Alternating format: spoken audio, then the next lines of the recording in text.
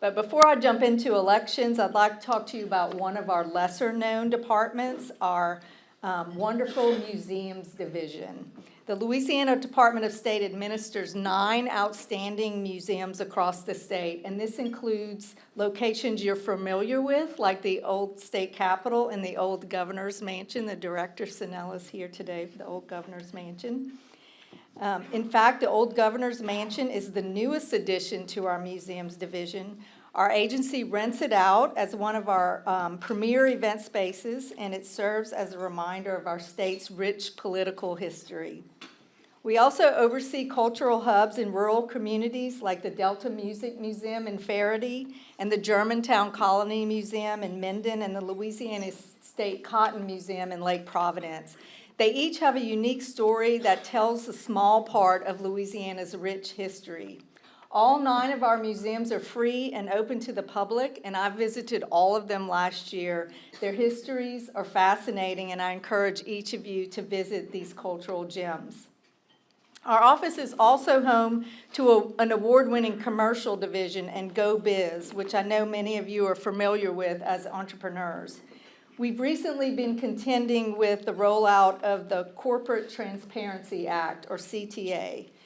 I want you all to know that this is a federal law. It was not something that Louisiana passed, and it's not under our purview, but we've been working with business owners and my colleagues across the state to fight the onerous burdens that this law imposes on you as business owners. The question of the CTA's legality has been going back and forth in the courts since December, from a Texas federal court all the way to the U.S. Supreme Court. And in response, the U.S. Department of the Treasury's Financial Crimes Enforcement Network, also known as FinCEN, issued a notice extending the deadline for filing beneficial ownership reports to March 21st. It was the end of the year. Now it's March 21st. For most entities required to report under the Act. However, over the weekend, some of you may have heard, the Secretary of the Treasury announced that enforcement of the law against domestic entities is suspended. So they're not going to be enforcing it against domestic, only foreign companies now. I'd like to see this law fully repealed. It represents a gross government overreach, and it's constitutionally dubious. And that's why I've joined with 19 other secretaries of state and the members of the Louisiana congressional delegation in calling for Congress to repeal the CTA. In the meantime, business owners should consult FinCEN's website at fincen.gov/BOA for more information. Now, as all of you know, our agency's primary function is to administer Louisiana's elections, and it's a job I take very seriously, and I'm proud to say that we do it well. So well, in fact, that the Heritage Foundation ranks our state in the top 10 in the nation in election integrity. I credit Louisiana's success in elections to the 4 Ps of election integrity: the people, the policies, the procedures, and the physical security we have in place for each and every election. We've significantly strengthened those measures since I took office in 2024. In fact, this time last year, we were finalizing our legislative package of 11 bills, all aimed at strengthening our voter protection posture. All 11 of those bills passed, and the governor signed them into law, including the bill that expands our ability to conduct voter list maintenance. As you all know, we conduct voter list maintenance to confirm voters' addresses and keep our voter rolls clean. And we recently removed 88,000 inactive voters from our voter rolls from last year's list maintenance that we did. The bill to expand the canvass went into effect January 1st, and it will empower our office to mail address confirmation cards to individuals who have not voted or had contact with our office in 10 or more years. And there are about 160,000 people who fall into this category. On that note, last year the legislature passed Act 500, which allows my office to request proof of citizenship from those registering to vote. My office recently sent our proposed registration form changes to the Election Assistance Commission, EAC, and our hope is that the EAC will approve this change to update the state-specific instructions on the National Voter Registration Form. Once they approve, we can make the necessary changes to our state registration form and start asking questions about citizenship. The new proposal calls for registrants to list their place of birth and, if applicable, a unique immigration identifier on the registration form. And we'll then use that information from various databases to verify that the person in question is eligible to vote. We're following all state and federal laws related to this policy, so the process may take some time, but we'll communicate with the public at every step of the way to ensure that you're prepared for this important change. Ensuring that only U.S. citizens are voting in our elections should not be controversial. We've also just signed 3 memoranda of understanding, or MOUs, with Texas, Arkansas, and Mississippi, where our states will share, we agreed to share voter list maintenance data. So if someone moves from Baton Rouge to Dallas, we're going to know about it and act accordingly to maintain accurate voter rolls. These MOUs join one we've already signed with Alabama, so now we have voter list maintenance data sharing agreements with all of our bordering states. Thanks to our legislation and these agreements, we'll have the additional tools necessary to fulfill our federally mandated mission to maintain Louisiana's voter rolls. We also conducted a voter education campaign last year in an effort to build even greater trust in Louisiana's elections. Our office worked to educate voters about our voter protection measures and found that 70% of Louisiana voters believe that our elections are safe and secure.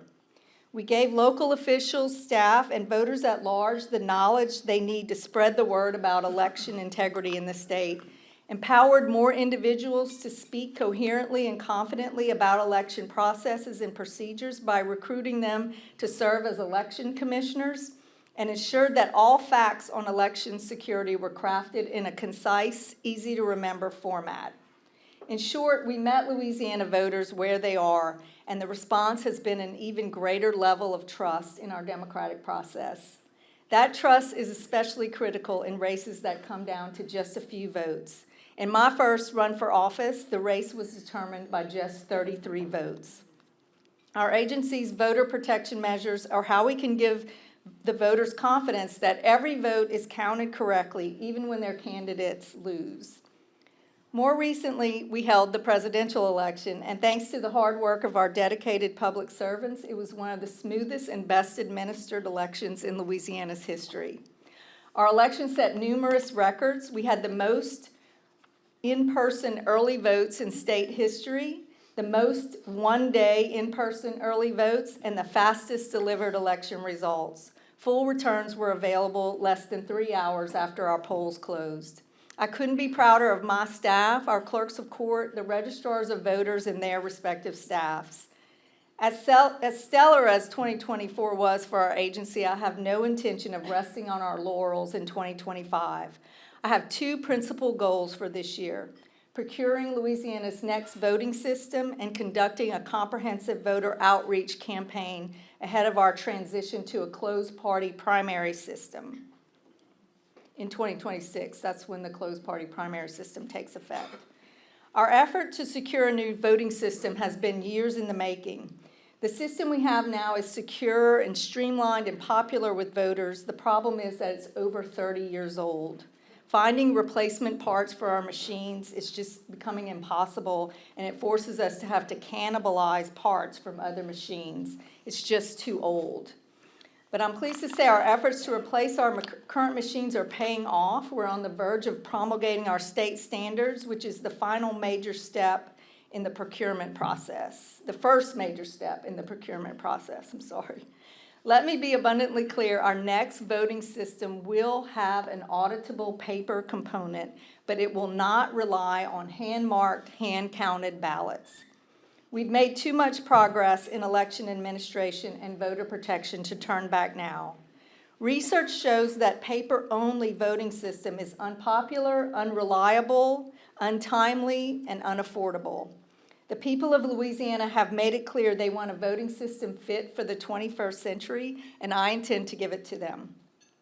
In the procurement process, we'll spell out exactly what we're looking for in a new system, But broadly speaking, I envision a system that combines the consistency of technology with the security of a paper ballot as is required by state law. A system where voters can confirm their selection on an auditable paper ballot before casting their vote. One that will give us the ability to conduct risk-limiting audits, which is the gold standard in verifying election results. After the vendors submit their proposals, the newly created Voting System Proposal Evaluation Committee will score them and make a recommendation. After that, my office will make a final decision, and the award that we make will be subject to the approval of the Joint Legislative Committee on the Budget. I think this will strengthen voter confidence in our electoral process, which is the lifeblood of our republic. It's incumbent on us to reinforce that trust however we can. Our second goal for this year is to ensure that every Louisiana voter from Bastrop to Bunkie to Baton Rouge is fully aware of the legislatively mandated switch to a closed party primary system for some races. I'm grateful that the legislature has committed to give us the resources necessary for us to contact every voter. The last thing I want is for someone to be excluded from voting in a primary election because they weren't aware of the change. That would just be unacceptable. To that end, our office will work hand in hand with the clerks of court and registrars of voters to ensure that the elections commissioners and voters in every parish are brought up to speed before the change. We're going to work diligently to make this transition as smooth as possible, and I have every confidence that we'll be successful. We have ambitious goals for this year, but I know our agency will rise to the occasion. That's the best part of working alongside the best public servants in the state. They always do. Before I close, I want to encourage all of you to consider serving as elections commissioners. I think service above self is one of your principles, and so we could not administer our elections without the thousands of dedicated and wonderful commissioners, but many of them are beginning to retire. And we need civic-minded individuals like Rotarians to step up and serve our state, our parishes, and our localities. And plus, you can make a little bit of extra money if you do it. You can find the form to sign up at our website, sos.la.gov, or you can contact your parish clerk of court. The parish clerk of court is the one who hires them. So thank you again for having me here today, and I'm happy to take any questions. A couple of dates, though, before we take questions, I want to remind you that early voting is March 15th through 22nd for the March 29th election, and the last day to register to vote online is March 8th. So, and I'm ready to take any questions if anybody has any. Secretary Landry, in the closed primary system that's being proposed, if somebody is listed as no party affiliation, they would not be able to vote in that election. Is that true? The question is, if somebody is registered, do I have to repeat the question, right? If they're registered as a no party, can they vote in the primary election? And the answer is, if you're no party, you can vote in either primary, the Republican or the Democratic primary. If you are an independent, you cannot, because an independent is considered a member of a party. You're a member of the independent party. So the only people who can vote in the closed party primaries, and it's just for those races I mentioned, congressional, state Supreme Court, Bessie, and PSC. If you're a Republican, you vote in Republican. If you're a Democrat, you vote in the Democrat closed party. But if you're no party, you can choose either one, but you're stuck with that one through that election. So you can't switch back and forth from the primary to the primary runoff. You have to stick to one or the other. What kind of documentation does a person have to show to prove that they're a citizen? So we're just going to ask questions on the form. Right now we have people attest that they are a citizen, but we're going to begin, if the form is approved, we're going to begin asking them where they were born, and also if they have a unique immigration identification number. And if that's the case, if they're not born in the United States or they have an immigration identification number, then we will ask them to provide us specific documentation to verify that they are a citizen. And so I don't have the exact list of documents that would prove that, but there are multiple things that they could provide to prove their citizenship. Madam Secretary, it sounds surprised me about the memorandum of understanding you have with our neighboring states. One would think that that would be something that would be across the country. So if anybody moved from Baton Rouge to Washington DC, that they too would be, you would be notified that they're there and take them off our list. There's no nationwide organization that shares data. There used to be a consortium of about 30 states, but there's no consortium now of more than 18 or 19, I think, that is available. But we think going the route of individual MOUs with each state is the safer way to do it to protect your voter data.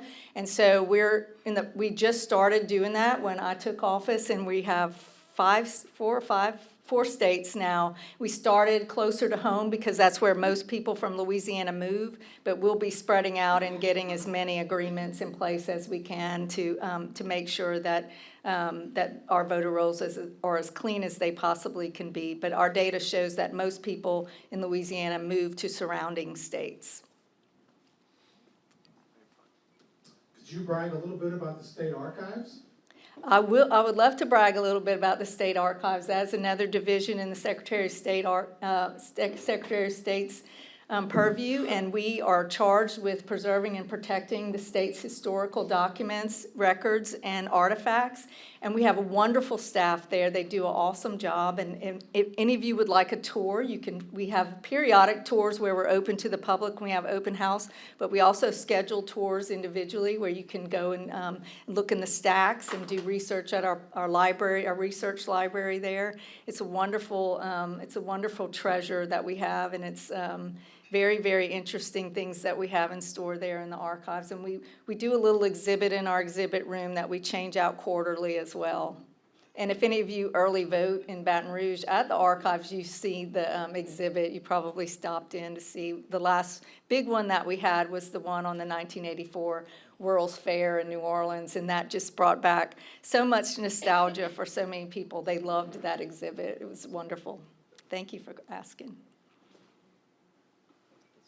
Is that it? All right. Thank y'all so much for having me. I appreciate it.